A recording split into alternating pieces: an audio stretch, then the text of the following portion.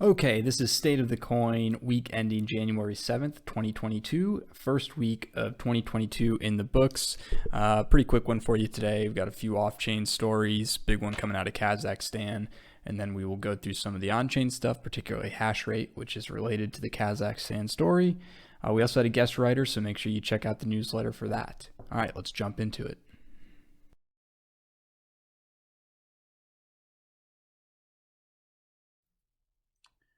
Okay, let's jump into some off-chain news. The first story I have here, the Human Rights Foundation's Bitcoin Development Fund is granting another 4.25 Bitcoin to developers. One developer, Gerald Rodriguez, is receiving a 1 Bitcoin grant, and then they're handing out 4.5 Bitcoin grants and another 0.25 Bitcoin grants. So it's a total of 4.25 Bitcoin, all of it going to developers who are working on making the Bitcoin network more secure, developing the Lightning Network, or developing open source wallets. So this is pretty cool. I believe that this Bitcoin fund has been going since May 2020. That's when they launched, and they, I believe, hand out awards quarterly, and the next ones will be announced in Q2 of 2022. So pretty cool stuff. Excited to see what these grant recipients will be creating. And shout out to the Human Rights Foundation for organizing this. The next one I have is Marathon mining 3,197 BTC in 2021. That is an 846% year over year increase from 2020. That is quite impressive. They received over 10,000 new mining rigs from Bitmain during this past December. That's when they saw a huge jump. I believe they did some maintenance in November, and then the jump in Bitcoin mined from last November to December was 147%. As of the writing of this article, the miner holds a total of 8,133 Bitcoin. Also, remember in December that Marathon Digital announced that they purchased an additional, what was it? I believe it was 78,000. Yeah, in December they announced that they purchased an additional 78,000 Bitcoin mining rigs from Bitmain for approximately $880 million. So Marathon Digital, man, they're doing things big. I believe they're publicly traded too under the ticker MARA, MARA. So check that out if you're interested. Okay, this to me is the biggest news of the week. The political chaos happening in Kazakhstan is absolutely nuts. In response to widespread political protests about things like rising fuel prices and just a generally unstable economy, the Kazakhstan authorities shut down the internet. Now, here's the problem for Bitcoin. Kazakhstan is the second largest in terms of hash rate producer or mining country in the world. They're second only to the US. So here is a report from last August. This was right after the Chinese mining ban. And you can see the share of global hash rate as monthly averages. The United States is about 35.4% of the global hash rate. Second is Kazakhstan at about 18.1%. So this shutdown of the internet, these internet blackouts in Kazakhstan have really caused a dip in Bitcoin, in the Bitcoin network hash rate, right? So aside from how terrible it is, politically for the people of Kazakhstan, this drop in hash rate that we're seeing from the internet blackouts in Kazakhstan will have an effect on the Bitcoin network. So we'll see. I believe we were on the Canadian Bitcoiners podcast last night, and Len over there with the Canadian Bitcoiners mentioned that there's a difficulty adjustment coming in the next 2 days or so. So this should adjust for that, and our thoughts and prayers are with the people of Kazakhstan. All right, El Salvador, who in November announced that they will be trying to release a Bitcoin-backed bond to fund Bitcoin City, which is a city that they said would be kind of built around a volcano and would be very big on Bitcoin.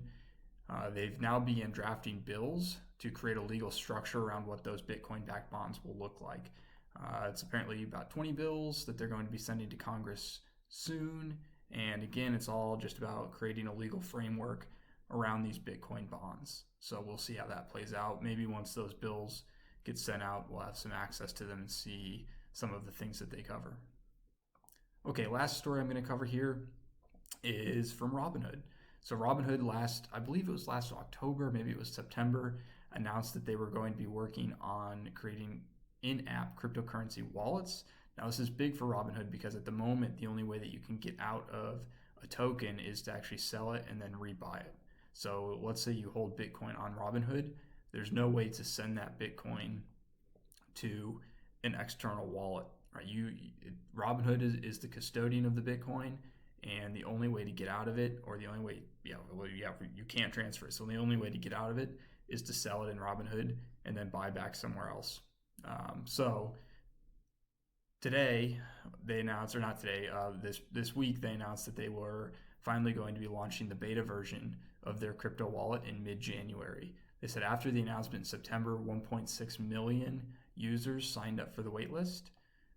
So quite a few people are interested in this, and they say they will begin rolling out in mid-January the beta phase of these wallets. So if you're on that waiting list and you've got crypto on Robinhood, hopefully you get access to the wallet and you can safely remove your tokens from Robinhood's platform. Gotta hold your own keys. Do not buy Bitcoin on Robinhood, especially without the wallet, right? If there's no wallet, then you don't own those Bitcoin, and even if you wanted to pull them off of the Robinhood app, you couldn't. You'd have to sell and then rebuy somewhere else. So until this wallet is fully functional, I would just suggest not buying any crypto. Don't buy Bitcoin on Robinhood. Okay, that's going to do it for our off-chain news. Make sure you check out the actual newsletter. We had a guest writer this week. He was gracious with his time and wrote us a quick paragraph, so make sure you check that out. All right, let's jump into OnChain.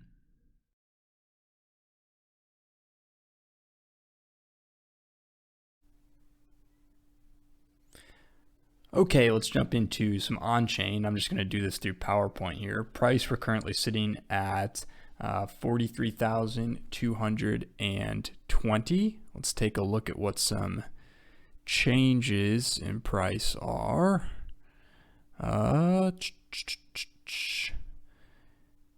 In the last week, we are down 8.9%. In the last month, we are down 14.7%. And in the last year, we are up 26.3%. So, short-term down, long-term looking good, fellas. Looking pretty good. Alrighty, let's jump into what's next. SOPR. SOPR is doing the same thing it's been doing the last few weeks, so I'm going to keep this pretty short. We're not seeing those large downward spikes, even when we get dips like this. All right, so we're now down to around 43K, and we're not seeing large downward spikes. This to me is bullish. People are holding on to their coins. They're not selling. This is hash rate. So again, I mentioned in the off-chain stuff, all of the political unrest happening in Kazakhstan at the moment. The government response to that was to turn off the internet, which has led to miners going down. Let's take a look. I've got the mining. Yeah, this is a global percent of hash rate. This is from last August, so I'm sure this has changed a little bit since then. But as you can see, Kazakhstan is responsible for 18.1% of the global hash rate on the Bitcoin network, second only to the United States at 35.4%. And so if those miners go down, you can expect to see a drop off in hash rate, which we are seeing this week. So hopefully those miners can either relocate safely, or the government of Kazakhstan will wake the hell up and stop doing this to their people. Right, so they shut the internet off, presumably, so that there's less access to information and a lower ability to share information out of the country. So hopefully that gets sorted out peacefully, and we'll keep an eye on that. Okay, that's going to do it for me this week. Make sure you check out the newsletter. We publish them every Friday. If you like it, please go ahead and subscribe. That helps our numbers out a lot. Also, check out our Friday Twitter Bitcoin Happy Hour Spaces. We host those every Friday, along with a few regular guests, Canadian Bitcoiners Podcast, Bitcoin Gandalf, Mario Gibney, and a few others. Masa Capital. I'm trying to think of who else is there. It's always a great crew, so make sure you check those out. It's every Friday at 4:30 Eastern. Okay, this has been State of the Coin for week ending January 7th, 2022. We will see you next week.